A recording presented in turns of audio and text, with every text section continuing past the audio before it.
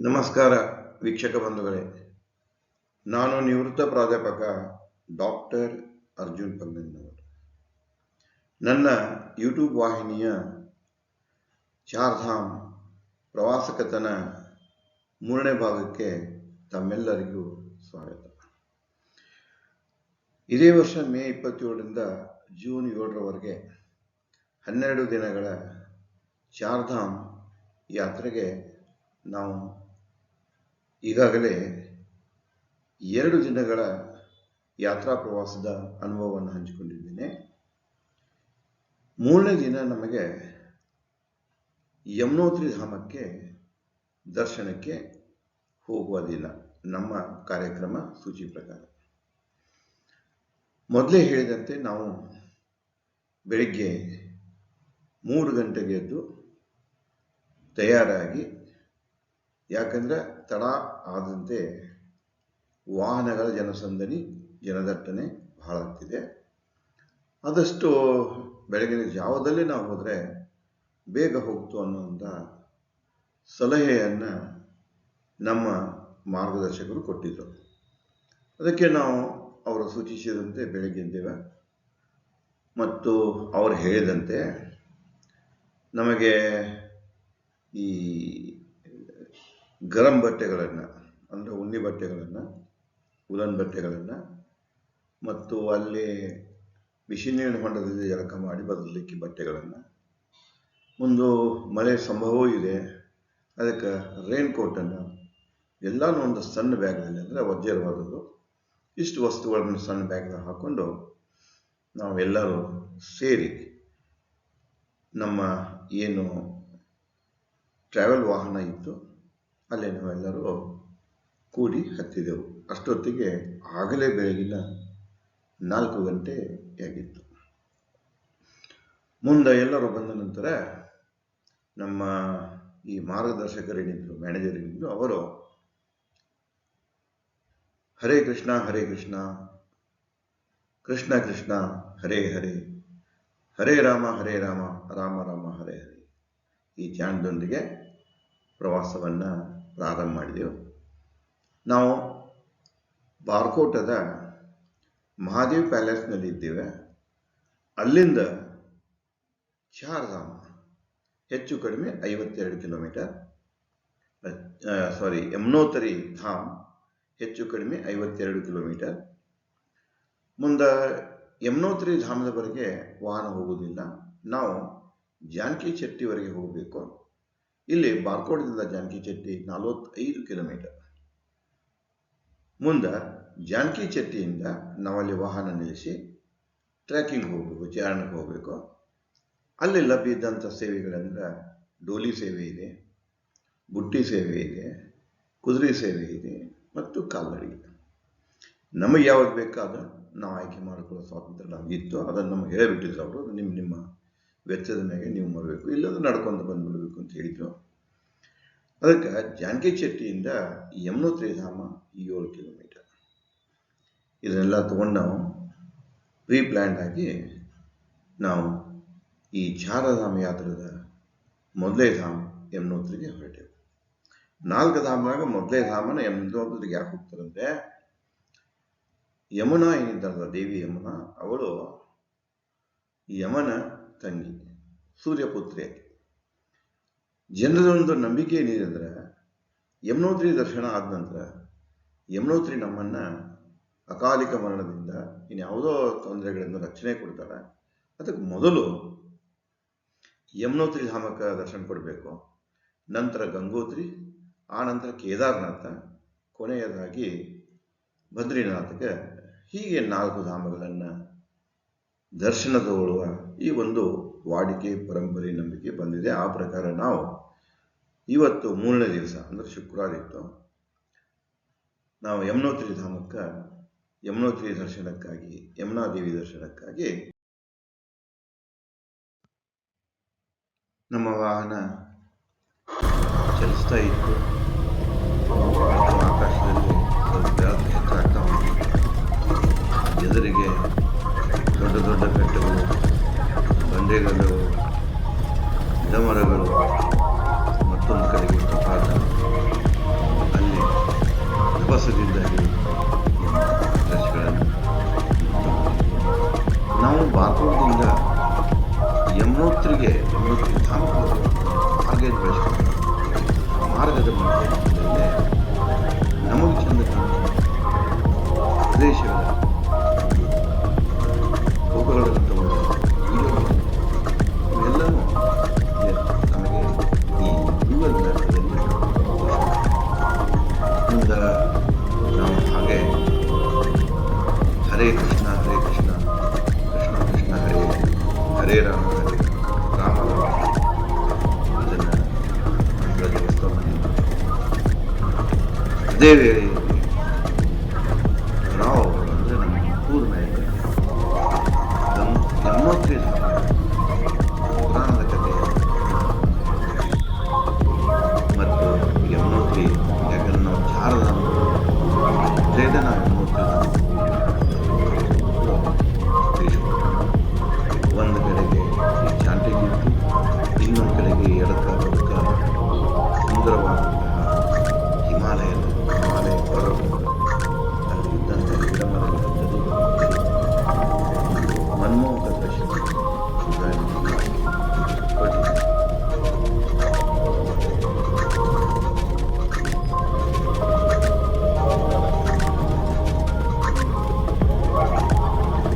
ನೋಡಿ, ರಸ್ತೆಗಳು ಎಷ್ಟು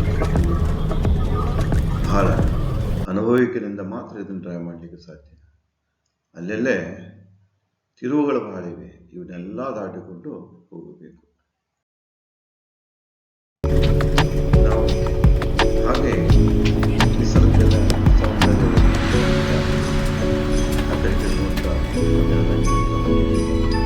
ನಮ್ಮ ವಾಹನ ಹಾಗೆ ಸಾಗ್ತಾ ಇದೆ. ಮುಂದೆ ಸಾಕಷ್ಟು ವಾಹನ, ಹಿಂದೆ ಸಾಕಷ್ಟು ಮತ್ತು ಇಕ್ಕಟ್ಟಾದ ಅಲ್ಲೆಲ್ಲೇ ಡೌನ್ಗಳಿಗೆ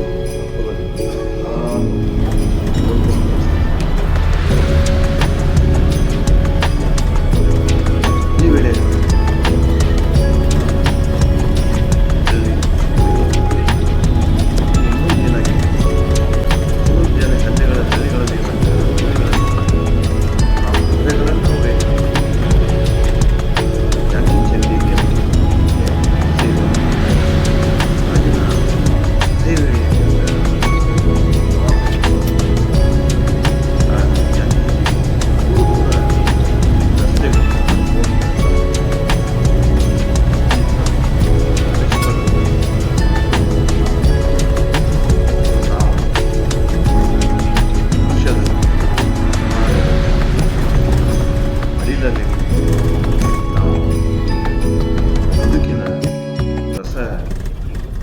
ಕ್ಷಣಗಳನ್ನು ಅನುಭವಿಸಿದ ಈ ಅನುಭವವನ್ನು ಶಬ್ದಗಳಲ್ಲಿ ಸುಲಭ.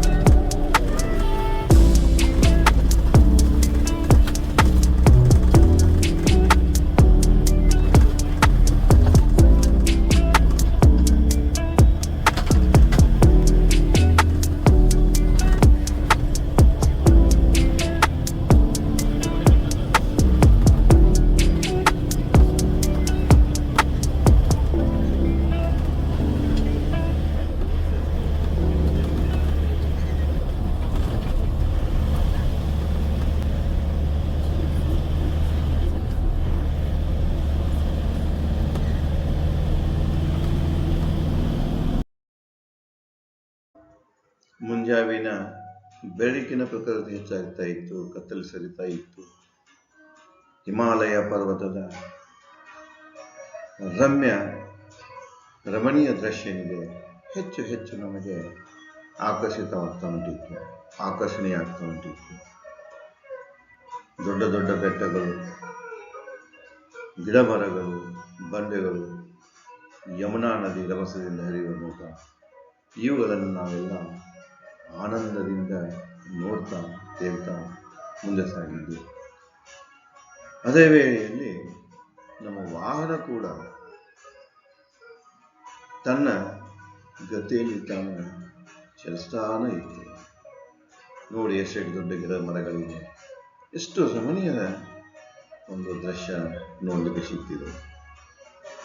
ನಾವು ಈ ಚಾರಧಾಮದ ನೆಪದಲ್ಲಿ ಈ ನಮ್ಮ ಹಿಮಾಲಯ ಪರ್ವತಗಳ ಸೌಂದರ್ಯವನ್ನು ಸವಿಲಿಕ್ಕೆ ನಮಗೆ ಇದು ಸಾಕಷ್ಟು ಆನಂದ ಸಿಕ್ಕದ್ದನ್ನು ನಾವಿಲ್ಲಿ ಕಾಣ್ತೇವೆ.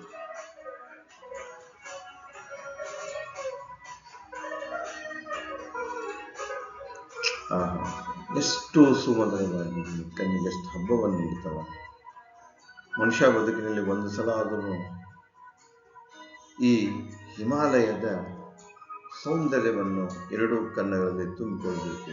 ನೋಡಿ ರಸ್ತೆ ಎಷ್ಟು ಇಕ್ಕಟ್ಟಾಗಿದೆ, ಎಷ್ಟು ಹೋಗ್ತಾ ಇದೆ. ಕಾರು ಚಲಿಸಬೇಕಾದರೆ ವಾಹನ ಚಲಿಸಬೇಕಾದರೆ ಬಹಳ ಎಚ್ಚರಿಕೆಯಿಂದ ಚಲಿಸಬೇಕು ಅನ್ನುವಂಥ ಆ ಇಕ್ಕಟ್ಟಿನ ರೋಡುಗಳೇ ನಮಗೆ ಎಚ್ಚರಿಕೆ ಅನ್ಕೊಳ್ತಾರೆ. ನೋಡಿ ಅಲ್ಲಲ್ಲಿ ಮನೆಗಳಿವೆ, ದೊಡ್ಡ ದೊಡ್ಡ ಮನೆಗಳಿವೆ, ಊರುಗಳಿವೆ. ಅವುಗಳನ್ನೆಲ್ಲ ದಾಟಿ ನಾವು ಹೆಚ್ಚು ಕಡಿಮೆ ಈಗ ಯಮನೋತ್ರಿ ರೇಂಜದಲ್ಲಿದ್ದೇವೆ. ಯಮನೋತ್ರಿ ರೋಡ್ ಈಗ ಯಮನೇತ್ರ ರೇಂಜ್ ಅಂತ ಈ ವಲಯಕ್ಕೆ ಕರೀತಾರೆ. ಅಲ್ಲಿಂದ ನಾವು ದಾಟಿ ಜಾನಕಿ ಚೆಟ್ಟಿ ಅಂತ ಹೊರಟಿದ್ರು.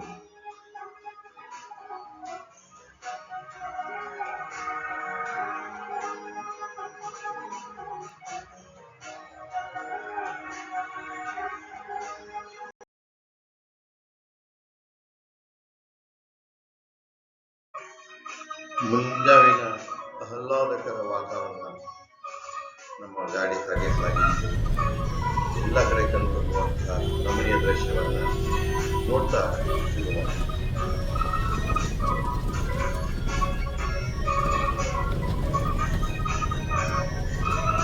ನೋಡಿ ಹಳ್ಳಿಗಳಿವೆ, ಮನೆಗಳಿವೆ. ಇದೆಲ್ಲಾನು ನದಿ ದಂಡೆಯಾಗ ಬೆಟ್ಟದಲ್ಲೇ ಇವೆ. ಇಡೀ ಹಿಮಾಲಯ ಪರ್ವತ ತುಂಬ ನೋಡಿದರೆ ನಿಮಗೆ ತುದಿಯಿಂದ ಹಿಡ್ಕೊಂಡು ನಡುವು ಪ್ರಪಾತ ತನಕ ಜನ ಮನೆಗಳನ್ನು ಕಟ್ಟಿಕೊಂಡು ವಾಸವಾಗಿದ್ದಾರೆ.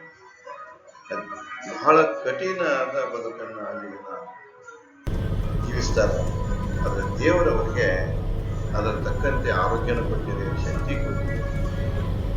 ಇದು ನೋಡಬೇಕಾದ ಪ್ರಕೃತಿಯ ಒಂದು ಕೊಡುಗೆ. ನಿಜವಾಗಿಯೂ ಅದು ದೇವತೆಗಳು ವಾಸಿಸುವ ಸ್ಥಳ, ದೇವರು.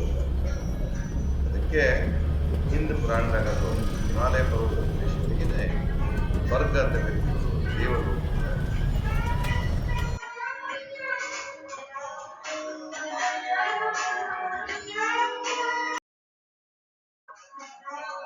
ಎದುರಿಗೆ ಬೃಹದಾಕಾರದ ದೊಡ್ಡ ದೊಡ್ಡ ಪರ್ವತಗಳು ಇಷ್ಟು ಕಣ್ಣಿಗೆ ರಸ್ತೆಗಳಿಗೆ ಮನತುಂಬುವಂಥ ದೃಶ್ಯ ನೋಡ್ತಾ ಹೆಚ್ಚು ಕಡಿಮೆ ನಾವು ಪೂಲನ್ಚೆಟ್ಟಿ ಅನ್ನುವಂಥ ಪ್ರದೇಶವನ್ನು ಕಾಣ್ತಾ ಇದ್ದೇವೆ.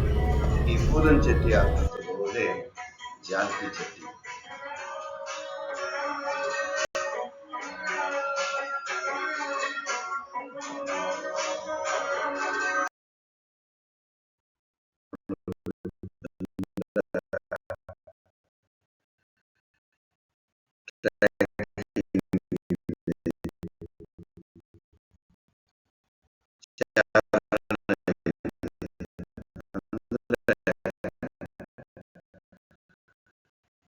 ಅಲ್ಲಿ 4 ಸಾಧನಗಳ ಮೋಡ್ ಮೂಲಕ ಹೋಗ್ಬೋದು. ಒಂದು ಡೋಲಿಯಲ್ಲಿ ಕೂತು ಹೋಗ್ಬೋದು, ಪಾಲ್ಕಿಯಲ್ಲಿ ಕೂತು ಹೋಗ್ಬೋದು.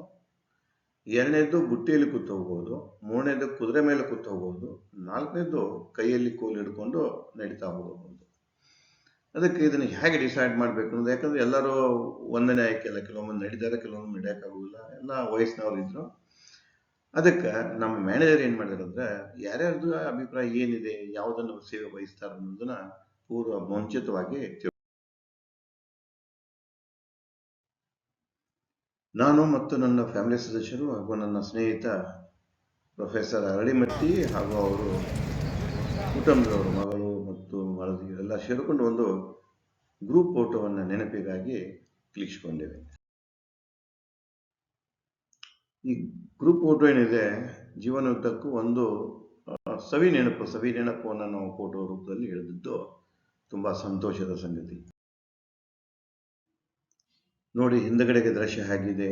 ಬೃಹತ್ ಬಂಡೆಯ ದೊಡ್ಡ ದೊಡ್ಡ ಪರ್ವತಗಳಿದಾವ, ನಡುವು ಕಾಣಿಸಿದೆಯಲ್ಲ ಅದು ಗ್ಲೇಸಿಯರ್ ಇದೆ, ಅದು ಹಿಮ ಆಚ್ಛಾದಿತ ಹಿಮಾಲಯ ಪರ್ವತಗಳ ಶ್ರೇಣಿ ಇದೆ. ನಾವು ಯಮುನೋತ್ರಿ ಧಾಮಕ್ಕೆ ಆ ಕಡೆಗೆ ಹೋಗಬೇಕು. ಇದೇ ಮಾರ್ಗವಾಗಿ ಆ ಚಟ್ಟಾನಗಳ ಮಾರ್ಗವಾಗಿ, ಪರ್ವತಗಳ ಮಾರ್ಗವಾಗಿ, ಪರ್ವತದ ಮಧ್ಯದಿಂದ ಕೊರೆದು ಮಾಡಿದಂಥ ಮಾರ್ಗ ಇದೆ, ಸಣ್ಣ ಮಾರ್ಗ ಇದೆ. ಕಾಲ್ನಡಿಗೆ ಕುದುರೆ ಹೋಗುವಂಥ ಮಾರ್ಗ, ವಾಹನಗಳು ಹೋಗೋಕ್ಕಾಗೋದಿಲ್ಲ. ಭಾಳ ಸ್ಟೆಪ್ಗಳನ್ನು, ಪಾವಟಿಗಳನ್ನು ಹಚ್ಕೊಂಡು ಹೋಗ್ಬೇಕಾಗುತ್ತೆ, ಮೆಟಲ್ಗಳನ್ನ ಹಚ್ಕೊಂಡು ಹೋಗ್ಬೇಕಾಗೈತಿ. ಹೋಗ್ತಾ ಹೋಗ್ತಾ ಭಾಳ ಚೆನ್ನಾಗ್ತಿದೆ. ಅದಕ್ಕೆ ನಾವೆಲ್ಲ ಏನು ಮಾಡಿದ್ವಿ ಅಂದ್ರೆ ಆಯ್ಕೆ ಮಾಡ್ಕೊಂಡು, ಕೆಲವೊಂದು ಮಂದಿ ಹೆಣ್ಮಕ್ಳು ಏನಾದ್ರು ಪಾಲ್ಕಿಯಲ್ಲಿ ಹೋಗಿ ಭೇಟಿ ಆದರು, ರೆಡಿ ಆದರು. ಅದು ಪಾಲ್ಕಿದು ಏನಿದೆ ತೊಗೊಂಡು ಹೋಗಿ ಹೊಳ್ಳಿ ಮತ್ತೆ ಈ ಪಾರ್ಕಿಂಗ್ ಪ್ಲೇಸಿಗೆ ಬಿಡೋದನ್ನ 2,000 ರೂಪಾಯಿ. ಇನ್ನು ಕುದುರೆ ಸವಾರ ಇಲ್ಲಿಂದ ತೊಗೊಂಡು ಹೋಗಿ ಮತ್ತೆ ಇದೇ ಪಾಯಿಂಟಿಗೆ ತಂದು ಬಿಡೋದು 4,000. ಮತ್ತು ಮತ್ತೊಂದು ಟೀಮ್ ಏನು ಗಟ್ಟಿ ಆಯ್ತಂದ್ರೆ ನಡ್ಕೊಂತ ಹೋಗುವುದು ಅಂತ ಹೇಳಿ ಒಂದು ತೀರ್ಮಾನಕ್ಕೆ ಬರೋದಾಯಿತು. ಜಂತ್ ಜೊತೆಯಲ್ಲಿ ನಾವೆಲ್ಲರೂ ವಾಹನದಲ್ಲಿ ತಂದಿದ್ದ ಚೌಚೌಬ ನಾಷ್ಟ ಮುಗಿಸ್ಕೊಂಡಾಯಿತು, ಗಟ್ಟಿ ಆದಂಗಾಯಿತು. ಮತ್ತು ಯಾರ್ಯಾರು ಏನು ಆಯ್ಕೊಂಡಿದ್ದು ಪಾಲ್ಕಿ ಮುಂದೆ ನಡ್ಕೊಂಡು ಹೋಗೋದು ಕುದುರೆ ಮ್ಯಾಗ ಹೋಗೋದು ಗುಂಪಾತು. ಹೀಗಾಗಿ ಅಲ್ಲಿಂದ ಈ ಹರೇ ಕೃಷ್ಣ ಹರೇ ರಾಮ ಅಂತ ಹೇಳ್ಕೊಂಡು ಒಂದು ಗ್ರೂಪ್ ಫೋಟೋವನ್ನು, ವಿಡಿಯೋವನ್ನು ವೀಕ್ಷಿಸಿಕೊಂಡು ಸುತ್ತಮುತ್ತ ಇದ್ದಂಥ ಪಾರ್ಕಿಂಗ್ ಪ್ಲೇಸ್ ಸುತ್ತಮುತ್ತ ಇದ್ದಂತಹ ಹಿಮಾಲಯದ ಒಂದು ಉತ್ತಮ ನೋಟವನ್ನು, ಸುಂದರವಾದ ನೋಟವನ್ನು ಇಟ್ಕೊಂಡು ನಾವು ಎಲ್ಲರೂ ಯಮುನೋತ್ರಿ ಧಾಮದ ಯಾತ್ರೆಯನ್ನು ಬೆಳೆಸಿದೆವು.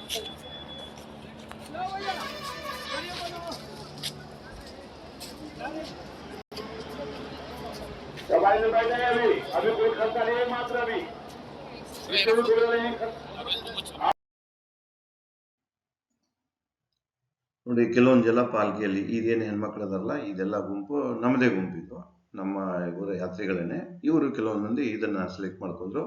ಅವ್ರನ್ನ ಒಂದು ಕಡೆ ಕೂಡಿಸಿ ಇನ್ನು 4 ಜನ ಪಾಲ್ಕಿ ಮೇಲೆ ತಗೊಂಡವ್ರನ್ನ ಹೋಗ್ತಾರೆ.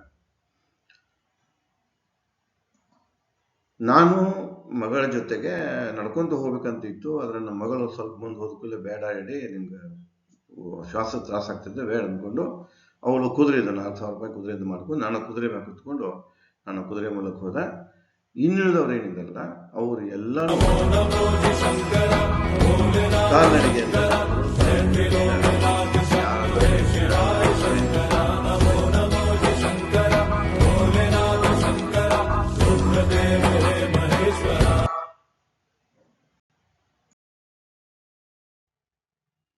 ನಾನು ಕುದುರೆ ರನ್ನನ್ನು ಸುಮಾರು 9:00 ಅಂದ್ರೆ ತೊಗೊಂಡು ಹೋಗಿತ್ತು. ಅಲ್ಲಿ ನಾನು 9:00 ಹೋಗಿದ್ದೆ. ಇನ್ನೂ ಪಾಲ್ಕಿಯವ್ರು ಬಂದಿದ್ದಿಲ್ಲ ಮತ್ತು ನಡ್ಕೊಂಡು ಬರೋರು ಬಂದಿದ್ದಿಲ್ಲ. ಇನ್ನು ಅವರು ಬರೋ ತನಕ ನಾನು ಅದೇ ಮಾರ್ಗದಲ್ಲಿ ಮುಂದೆ ನಾನೇನು ಮಾಡಿದೆ ಅಂದರೆ ರಿಜಿಸ್ಟ್ರೇಷನ್ ಮಾಡಿಸಿದೆ. ಬಂದು ಅವ್ರ ದಾರಿಗೆ ಕಾಕುಂದ ಅಲ್ಲೇ ಕೂತ್ಬಿಟ್ಟೆ. ಸೇವೆ ಹೇಳಿದಾಗ ಇದು ಆ್ಯಕ್ಚುಲಿ ಯಮುನೋತ್ರಿ ಧಾಮದ ಪ್ರಿಮೈಸಸ್. ಸುತ್ತಮುತ್ತ ಇದ್ದಂಥ ಬೆಟ್ಟಗಳನ್ನು ನಾವು ಎಲ್ಲರನ್ನು ಕ್ಯಾಪ್ಚರ್ ಮಾಡಿಕೊಂಡೆ. ಅಷ್ಟೊತ್ತಿಗೆ ನನ್ನ ಹೆಂಡತಿ ಮತ್ತು ನಮ್ಮ ಸೊಸಿ ಬಂದರು. ಅವರನ್ನು ಅಲ್ಲೇ ಕುಣಿಸ್ಕೊಂಡು ಇನ್ನು ಮಗಳು ನಡ್ಕೊತಾ ಬರ್ತಾ ಇದ್ದಲ್ಲ, ಆಗೋದು ಅದು 2:30-3 ಗಂಟೆ ಆಗ್ತಿತ್ತು. ಅದಕ್ಕೆ ಅವ್ರು ಬರೋ ತನಕ ನಾವು ಅಲ್ಲೇ ರಿಜಿಸ್ಟ್ರೇಷನ್ ಕೌಂಟ್ರ್ ಏನಿತ್ತಲ್ಲ, ಆ ಕೌಂಟರ್ ಬಾಜುಕನ ಇಲ್ಲಿ ಕೂತು ನಮ್ಮ ಮಗಳ ದಾರಿಯನ್ನು ಕಾಯ್ತಾ ಕೂತೆ.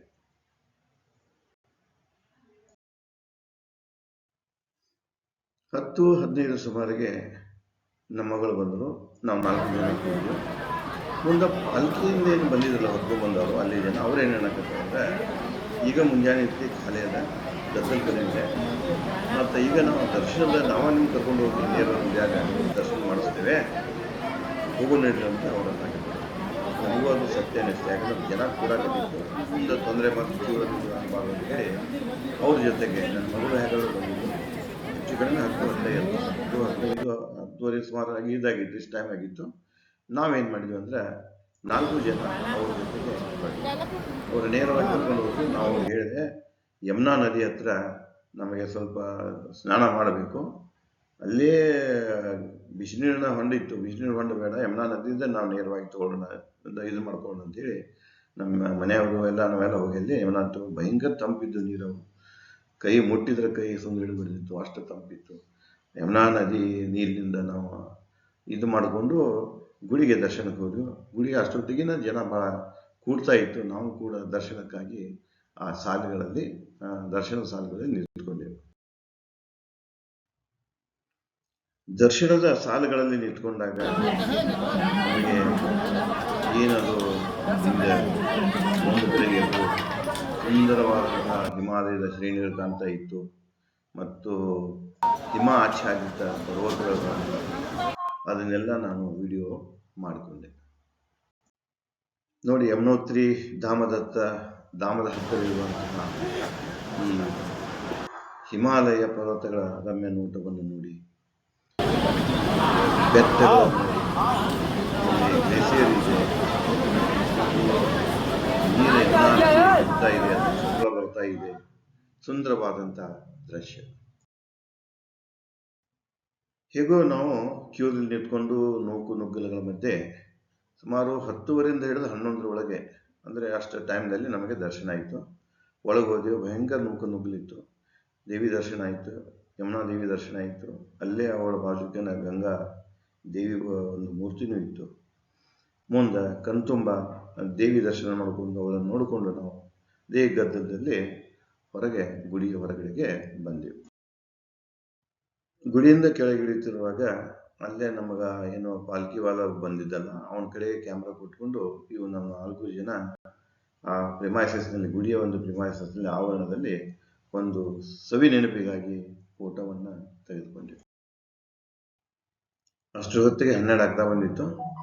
ಮುಂದೆ ಅವ್ರು ಹೇಳಕತ್ತರು, ಇಲ್ಲ ಮಧ್ಯಾಹ್ನ ಆದ ನಂತರ ಸಿಕ್ಕಾಪಟ್ಟೆ ಮಳೆ ಆಗ್ತಿದೆ, ನಾವಿಲ್ಲಿ ತಡ ಮಾಡೋದು ಬೇಡ, ಈಗ ದರ್ಶನ ಅಂತೂ ಆಗಿತ್ತು, ಎಲ್ಲ ನೋಡಿ ಆಯಿತು, ಆದಷ್ಟು ಬೇಗ ನಾವು ಜಾನಕಿ ಚೆಟ್ಟಿಗೆ ಮರಳೋಣ ಅಂತ ಹೇಳಿದ್ರು ಅವರು. ಆ ಪ್ರಕಾರ ನನ್ನ ಹೆಂಡತಿ ಮತ್ತು ಸೊಸೆ ಏನು ಮಾಡಿದ್ರು, ಅವರು ಬಂದಂಥ ಪಾಲ್ಕಿಯಲ್ಲಿ ಮರಳಿದ್ರು. ಮಗಳು ನಡ್ಕೋತ ಬಂದಿದ್ರು. ನಾನು ಮಾತ್ರ ಕುದುರೆ ಸವಾರ ಮುಟುಕುಳಿಸಿದೆ. ಮಗಳ ಜೊತೆಗೆ ನಡ್ಕೊಂತ ಹೊರಟೆ. 1 ಕಿಲೋಮೀಟರ್ ಹೋಗಿರಬೇಕು. ನಾನೇನು ಮಾಡಿದೆ ಅಂದರೆ, ಇವರು ಫೋನ್ ಮಾಡಿ ಕೇಳಿದ್ರು ನನಗೆ, ಮ್ಯಾನೇಜರ್, ಮತ್ತು ಎಲ್ಲಿದ್ರಿ ಸರ್ ಅಂದರು. ಇಲ್ಲ, ನಮ್ಮ ದರ್ಶನ ಆಗಿದೆ, ನಾವು ಮರಳ್ತಾ ಇದ್ದೇವೆ, ಹೊರಗೆ ಹೋಗ್ತೇವೆ, ನಾವು ಜಾನಕಿ ಚೆಟ್ಟಿಗೆ ಪಾರ್ಕಿಂಗ್ ಪ್ಲೇಸ್ಗೆ ಹೋಗ್ತೇವೆ ಅಂದಾಗ ಅವ್ರು ಹೇಳಿದರು, ಅಲ್ಲಿ ಅಡುಗೆ ಎಲ್ಲ ರೆಡಿ ಇದ್ದಾರೆ, ಹೋದ ತಕ್ಷಣ ಊಟ ಮಾಡಿ ಮತ್ತು ಎಲ್ಲರೂ ಹೋಗ್ತಕ್ಕ ತಡೀರಿ, ಎಲ್ಲರೂ ಬಂದ ನಂತರ ನಾವು ಆ ಕಡೆಗೆ ಹೋಗಿಬಿಡೋಣ ಬಾರ್ಕೋಟ್ಕಂತ ಅವ್ರು ಹೇಳಿದ್ರು. ಆ ಪ್ರಕಾರ ನಾವು ಎಂಥ ಬರ್ತಾ ಇದ್ದೇವೆ. ಭಾರಿ ಮಧ್ಯದಲ್ಲಿ ಭಾರಿ ಪ್ರಮಾಣದ ಗುಡುಗು ಸಿಡಿಲು, ಆ ಗುಡುಗು ಮಿಂಚ ಅದನ್ನು ನೋಡಿ ಕುದುರೆಗಳು ಹೆದರ್ತಾ ಇದ್ದೇವೆ.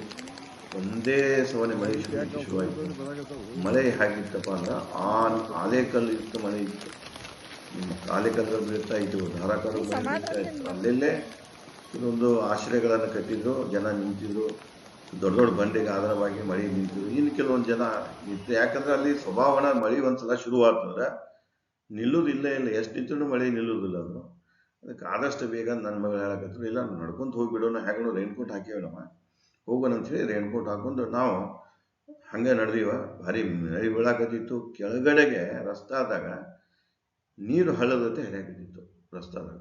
ಮುಂದೆ ರಸ್ತೆ ಏನಾಗ್ತದೆ, ಸ್ಲಿಪ್ಪರಿ ಆಗೈತೆ, ಅದು ಜಾರು ಬಂಡೆ ಟೈಪ್ ಆಗೈತು ಕಾಲ. ಅದಕ್ಕೆ ನೋಡ್ಕೊಂಡು ಹೋಗ್ತಿದ್ವಿ. ಅಂಥ ವೇಳೆದಾಗ ಅವರು ಕುದುರೆಗಳ ಸಹಿತ ಉಡ್ಸ್ಕೊಂಡು ಹೋಗ್ತಿದ್ರು.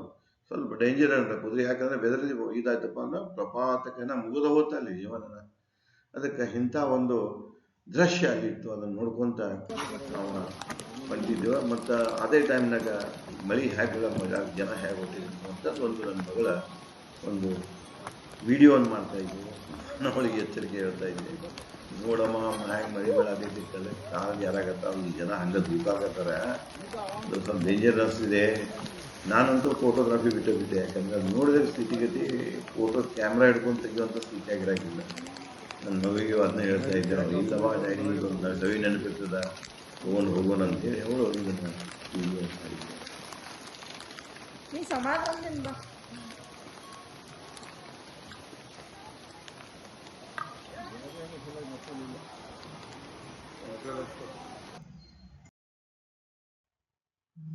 ಅಲ್ಲಿಂದ ಮಳೆಯಲ್ಲೇ ನಡ್ಕೊಂತ ಬಂದೇವೆ. ರೈನ್ಕೋಟ್ ಇದ್ರೂ ಕೂಡ ಒಳಗಿನ ಬಟ್ಟೆಗಳೆಲ್ಲ, ಜಾಕೆಟ್ ತೋಯಿತ್ತು, ಬಟ್ಟೆ ತೂರಿತ್ತು, ಬ್ಯಾಗು ತೂರಿದ್ದು. ನಾವು ಹಾಗೇ ಬಂದಿವೆ. ಊರ ಸಮೀಪ ಬಂದ್ಕೂ ಒಂದು ಸಣ್ಣ ಅಂಗಡಿ ನೋಡಿದ್ವಿ. ಮುಂದೆ ಚಾ ಕುಡಿದು ಹೋಗೋಣ ಅಂತೇಳಿ ನನ್ನ ಮಗಳು ಅಂದರು. ಏನರ ತಿಂದು ಹೋಗೋಣ ಅಂತೇಳಿ ಸ್ವಲ್ಪ ಅಲ್ಲಿ ವೆಜಿಟೇಬಲ್ ಮೋಮೋಸ್ ಇದ್ದು, ಅವು ಸ್ವಲ್ಪ ಆರ್ಡರ್ ರೆಡಿ ಇತ್ತು ಹಿಡಿಯೋದು ಹಾಕಿ ಕೊಟ್ಟರು. ಚಹಾ ಮಾಡಕತ್ತರು. ಚಹಾ ತಂದು ಅಲ್ಲೇ ಒಂದು 5-10 ನಿಮಿಷ ಕೂತ್ಕೊಂಡೇವೆ. ಬಟ್ಟೆಗೆ ಎಲ್ಲ ನಾವು ದುಡ್ಡಿಗಿದ್ದೆಲ್ಲ ತೂದು ಹೋಗಿದ್ದೆವು, ಏನು ಹೇಳಕ್ಕಿಲ್ಲ. ಆಮೇಲೆ ತಲೆಯಿಂದ ಕೂಲ್ ಹಿಡ್ಕೊಂಡು ಮುಂದೆ ಬಂದೇವೆ.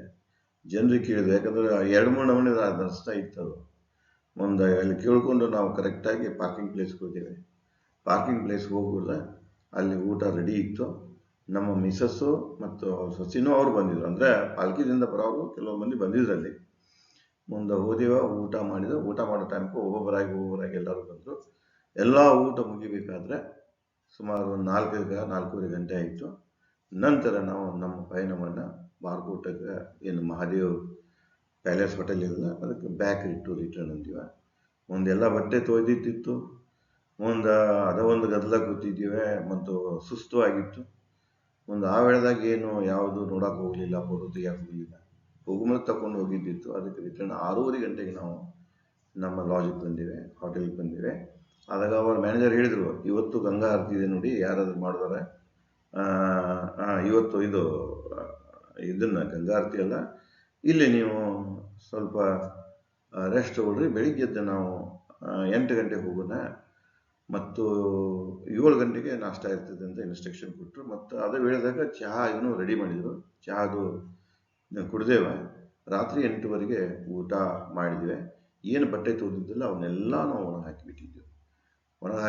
ಬೆಳತನಕ ಏನು ಆಯ್ತು ಅಂತ ತಿಳ್ಕೊಂಡು ಆ ದಿವಸದ, ಅಂದರೆ 3ನೇ ದಿವಸದ ನಮ್ಮ ಯಾತ್ರಾ ಏನಿತ್ತಲ್ಲ ಅನುಭವ, ಅದು ಇಲ್ಲಿಗೆ ಮುಗಿದಿದೆ.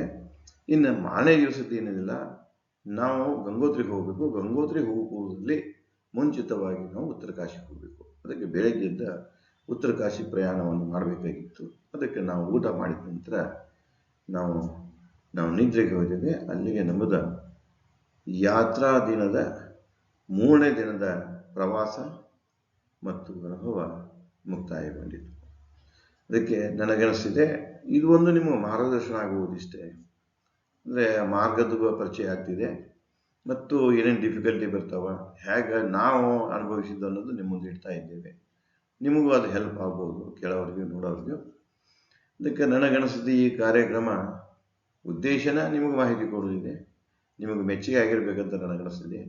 ಅದಕ್ಕೆ ದಯವಿಟ್ಟು ನನ್ನ ಚಾನಲನ್ನು ಲೈಕ್ ಮಾಡಿ, ಶೇರ್ ಮಾಡಿ, ಕಮೆಂಟ್ ಮಾಡಿ, ನನ್ನ ಚಾನಲ್ಗೆ ಸಬ್ಸ್ಕ್ರೈಬ್ ಆಗುವುದನ್ನು ಮರಿಬೇಡಿ. ಇನ್ನು 4ನೇ ದಿನದ ಪ್ರವಾಸ ಅನುಭವಗಳೇನಲ್ಲ ಅನ್ನೋದನ್ನು ನಾನು ಮುಂದಿನ ಸಂಚಿಕೆಯಲ್ಲಿ ಹಂಚಿಕೊಳ್ಳುತ್ತೇನೆ. ಧನ್ಯವಾದಗಳು.